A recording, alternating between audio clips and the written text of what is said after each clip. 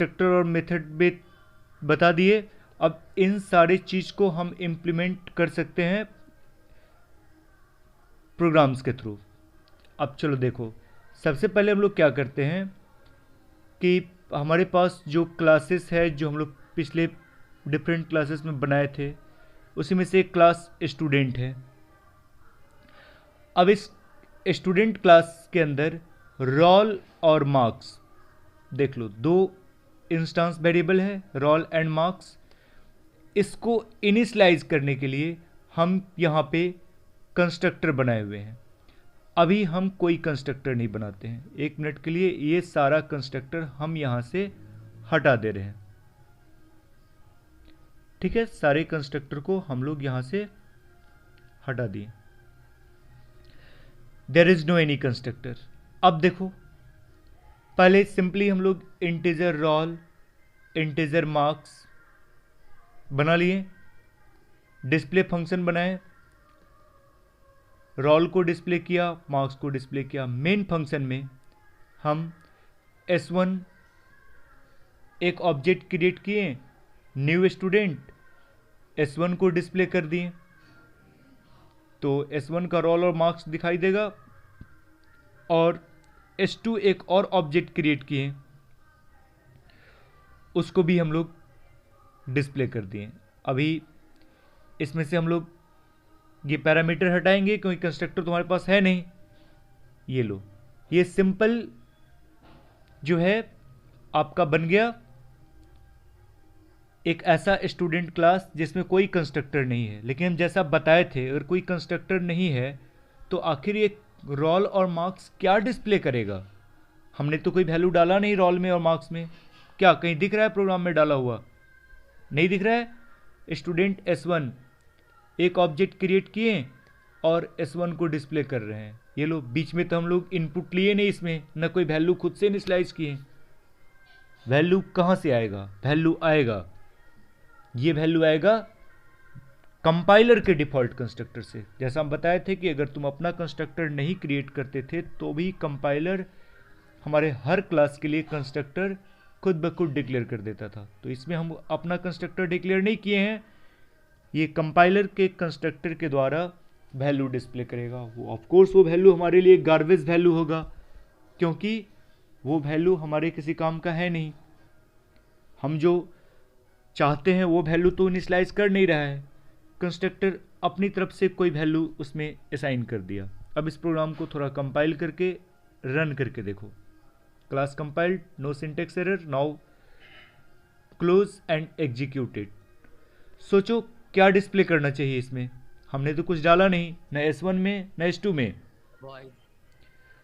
Okay करो, output देखो, ये रहा आउटपुट। रोल 0 मार्क्स 0, दूसरे के लिए भी रोल 0 मार्क्स 0। ये 0 0 कहां से आया? It is assigned by compilers default constructor. Compiler का जो डिफॉल्ट कंस्ट्रक्टर है उसके द्वारा ये सब वैल्यू आया 0 0 0 0। हमने नहीं डाला, जैसा कि प्रोग्राम के कोड में तुम देखे हो कहीं नहीं डाला गया है। तो इसी को कहते हैं कंपाइलर का डिफॉल्ट कंस्ट्रक्टर। हम वैल्यू नहीं भी डालते हैं तो अपने आप वो 0 0 से जो भी डिफ़ॉल्ट वैल्यू है, हर डेटा टाइप का अलग अलग होता है, उस डिफ़ॉल्ट वैल्यू से उसको इनिशियलाइज कर लेता है। बट अगर हम इसमें अपना कंस्ट्रक्टर बना देते, ठीक है ना, तो हम जो डिफाइन किए हुए रहेंगे वैल्यू उससे इनिशियलाइज होगा। अब फिर देखो यहाँ पर, अब हम यहाँ पर एक कंस्ट्रक्टर यूज़ करते हैं। कंस्ट्रक्टर बना था ही, हम ले आते हैं। अब सिर्फ इसमें हम डिफॉल्ट कंस्ट्रक्टर यूज करते हैं, पैरामीटराइज को फिर हटा लेते हैं। ये लो, अब एक कंस्ट्रक्टर बना दिए पब्लिक स्टूडेंट, और इसमें रोल में 1 डालें, मार्क्स में 75 डालें। ठीक, अब क्या होगा? अब जब ये कॉल होगा न्यू स्टूडेंट, तो वो तुरंत कॉल करेगा कंस्ट्रक्टर को, क्योंकि अब तो कंपाइलर का कंस्ट्रक्टर काम नहीं करेगा, क्योंकि हमने अपना कंस्ट्रक्टर बना दिया यहाँ पे। तो अब मेरा कंस्ट्रक्टर वो कॉल करेगा। और इस कंस्ट्रक्टर में जो वैल्यू इनिशियलाइज है वो इससे इनिशियलाइज करेगा दोनों को। अब देखो सेम प्रोग्राम को फिर से कंपाइल करो, क्लोज करो और री एग्जीक्यूट करके देखो क्या डिफरेंस नज़र आया। अब की बार दोनों के लिए रोल 1 है, मार्क्स 75 है, यानी दोनों ऑब्जेक्ट S1 एंड S2 के लिए जो कंस्ट्रक्टर कॉल हुआ वो हमारा जो डिफाइन किया हुआ कंस्ट्रक्टर था डिफॉल्ट वाला नॉन पैरामीटराइज वो हुआ। क्योंकि वो नॉन पैरामीटराइज है, इसमें एक ही वैल्यू फिक्स्ड वैल्यू सारे ऑब्जेक्ट में इनिशियलाइज होगा। अब अगर हमारी मर्जी है कि नहीं हम जो है बदल बदल के वैल्यू इनिशियलाइज करना चाहते हैं, एक में रोल नंबर 1 और मार्क्स 75 जाए तो सेकंड में रोल नंबर 2 और मार्क्स 80 आए या 70 आए, तो इसके लिए तो हमको पैरामीटराइज कंस्ट्रक्टर बनाना पड़ेगा, तभी ना हम अलग अलग वैल्यू पास करेंगे इनिशियलाइज करने के लिए। क्योंकि अभी तक तो हम नॉन पैरामीटराइज बनाए हैं तो उसमें तो फिक्स वैल्यू है। फिर हम इसको क्लियर करते हैं आउटपुट को और अगेन आओ प्रोग्राम में जो जो चीज़ अभी थ्योरी में बताएं हर चीज़ का यहाँ पर इम्प्लीमेंट कर रहे हैं प्रैक्टिकल। अब हम इसमें फिर से वो कंस्ट्रक्टर बना दे रहे हैं पैरामीटराइज। ये लो एक और कंस्ट्रक्टर बन गया यहाँ पे पैरामीटराइज। तो अभी फिलहाल के लिए दिस वाला कंसेप्ट को हटाओ, यहां हम आर नाम लिए हैं और ऑल इक्वल्स टू आर। ये देखो ये डिफॉल्ट कंस्ट्रक्टर था और उसके नीचे पब्लिक स्टूडेंट इंट आर और इंट एम पैरामीटराइज कंस्ट्रक्टर बना दिए और 1 की जगह अब की बार आर से इनिशियलाइज किया। आर में वैल्यू आएगा मेन मेथड से, मार्क्स को एम से इनिशियलाइज किए और एम का वैल्यू भी आएगा मेन मेथड से। कहां से आ रहा है देखो यहां से। अब अगर हम यहां से पास करते हैं फर्स्ट वाले कंस्ट्रक्टर में 1, देखो यही पास किया जाता है पैरामीटराइज कंस्ट्रक्टर में। डिफॉल्ट कंस्ट्रक्टर में ये ब्लैंक रहता है, पैरामीटराइज कंस्ट्रक्टर में ऑब्जेक्ट क्रिएट करते समय यहीं पे हम मार्क्स प्रोवाइड करेंगे। 1,90 फर्स्ट के लिए हो गया, सेकंड के लिए 2,85। अब ये दो ऑब्जेक्ट बनाए, दोनों का अलग अलग वैल्यू हम इनिशियलाइज करने के लिए दिए। ऐसे ही जितना चाहे उतना ऑब्जेक्ट क्रिएट कर सकते हैं। अब अभी क्या होगा, फर्स्ट टाइम जब ये ऑब्जेक्ट बनेगा तो 1 और 90 का वैल्यू आएगा यहाँ आर और एम में, और उस ऑब्जेक्ट का रोल और मार्क्स 1 और 90 से इनिशियलाइज हो जाएगा। और फिर जब सेकेंड ऑब्जेक्ट बनेगा तो इसी आर और एम में 2 और 85 आएगा और उस वाले ऑब्जेक्ट का रोल और मार्क्स 2 और 85 से इनिशियलाइज होगा। क्योंकि हम लोग जानते हैं कि ये जो वेरिएबल है रोल और मार्क्स इंस्टांस वेरिएबल है, वो हर ऑब्जेक्ट के लिए अलग अलग सेपरेट डिक्लेयर होता है। तो हर ऑब्जेक्ट में हम अलग अलग वैल्यू डाल के इनिशियलाइज करेंगे।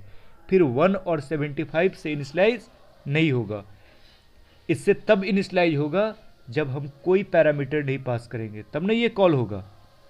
और यहाँ चूंकि हम दोनों बना लिए, एक बिना पैरामीटर वाला भी और एक पैरामीटर वाला भी, तो यही हो गया कंस्ट्रक्टर ओवरलोडिंग भी, क्योंकि दो दो कंस्ट्रक्टर बन गया हमारे पास। अब देखो अब की बार अगर इसको हम रन करेंगे तो बताओ रोल और मार्क्स क्या होना चाहिए, सबको मालूम होना चाहिए। अब की बार के आउटपुट में क्या आएगा,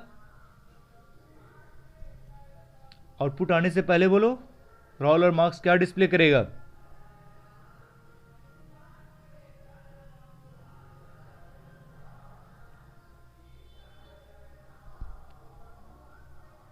देखो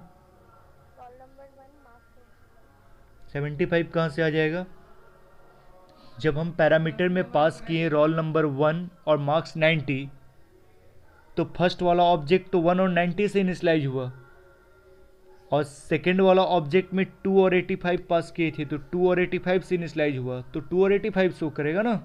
जो हम पास किए उससे इनिशियलाइज हुआ, तो ये हो गया पैरामीटराइज्ड। 1 और 75 से कब आएगा?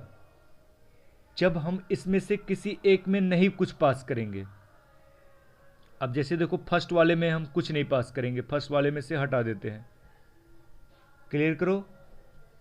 और फिर से यहां से हम वहां यहां से 90 और 1 हटा दिए। तब देखो ये जो ऑब्जेक्ट क्रिएट हुआ S1, इसके पैरामीटर में कुछ नहीं डाले, और ये जो ऑब्जेक्ट क्रिएट हुआ इसके पैरामीटर में ये दोनों वैल्यू डाल दिए।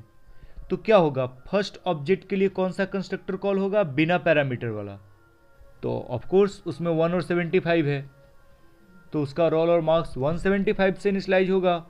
और जिसमें हम वैल्यू पास किए हैं 2 और 85, यानी S2 वाला, उसके लिए कंस्ट्रक्टर ये वाला कॉल होगा, इंटीजर R और इंटीजर M, तो वो इससे इनिशियलाइज होगा। अब जब हम S1 को डिस्प्ले करेंगे तो 175 और S2 को डिस्प्ले करेंगे तो 285। ठीक है। अब देखो इसमें हम दोनों तरह से ऑब्जेक्ट क्रिएट किए हैं, एक बिना पैरामीटर से और एक पैरामीटर से भी। इस प्रोग्राम को फिर से कंपाइल करो और फिर से रन करके देखो।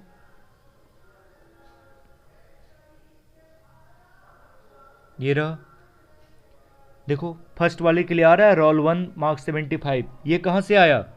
रोल 1 और मार्क्स 75 किस कंस्ट्रक्टर से आया है? पैरामीटराइज या डिफॉल्ट?